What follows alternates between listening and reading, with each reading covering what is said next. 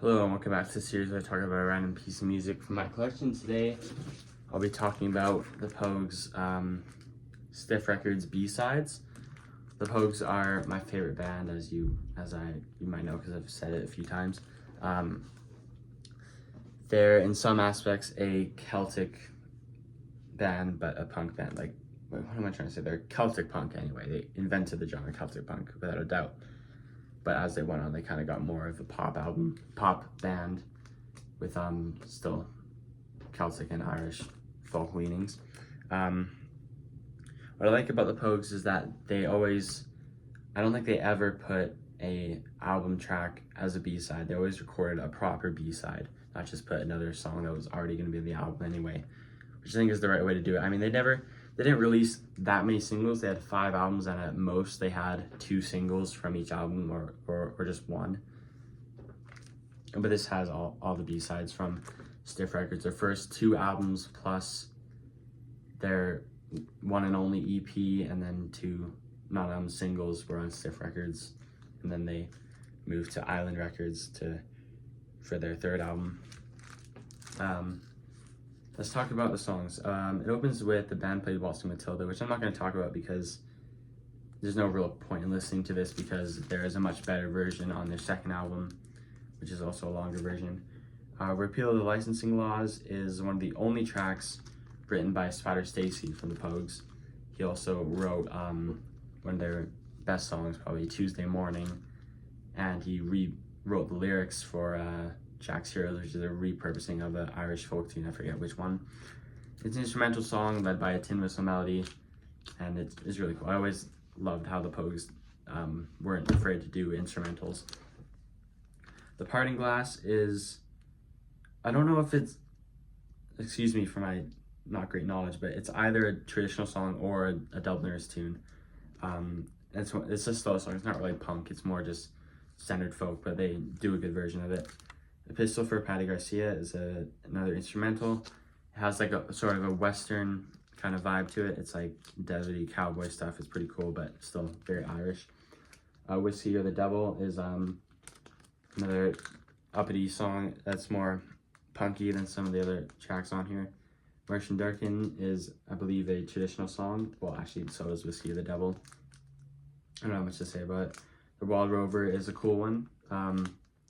Has this weird, very weird drum sound that comes in between like all the choruses or whatever.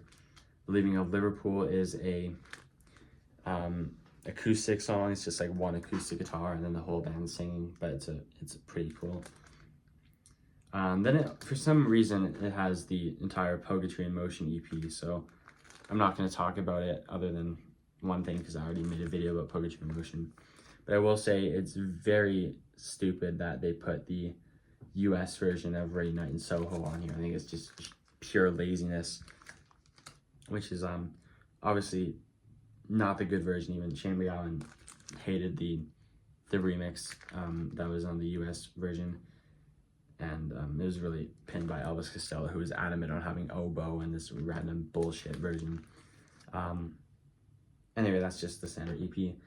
And then it has the Irish Rover, which is obviously a track they did with the Dubliners, which is really cool. There's like so many musicians playing on that song. If you see, there's a live recording of them on some kind of TV show somewhere.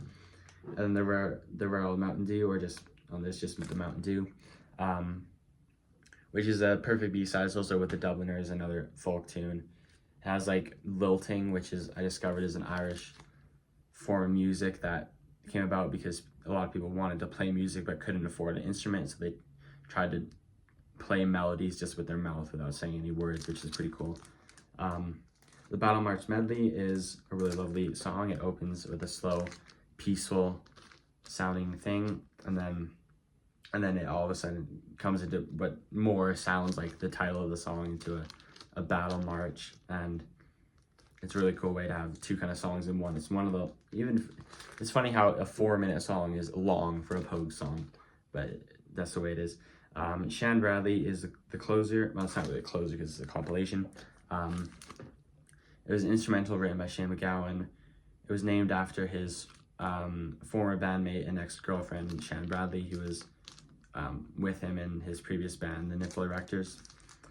And it's a very lovely, peaceful song. Just a fantastic melody that just drives the song. It's hard to describe. You just have to hear it.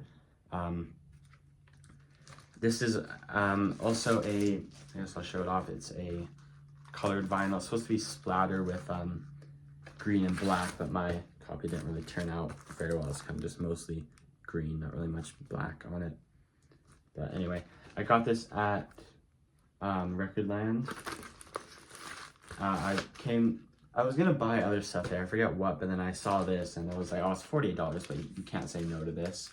It's a record store day release. I don't know from what year, but either way, this is a really cool thing to have as a Pogues fan, because I still eventually want to collect all the singles by the Pogues, but it's nice to have this for now because I'll listen to the first half of their B-sides, if that makes any sense.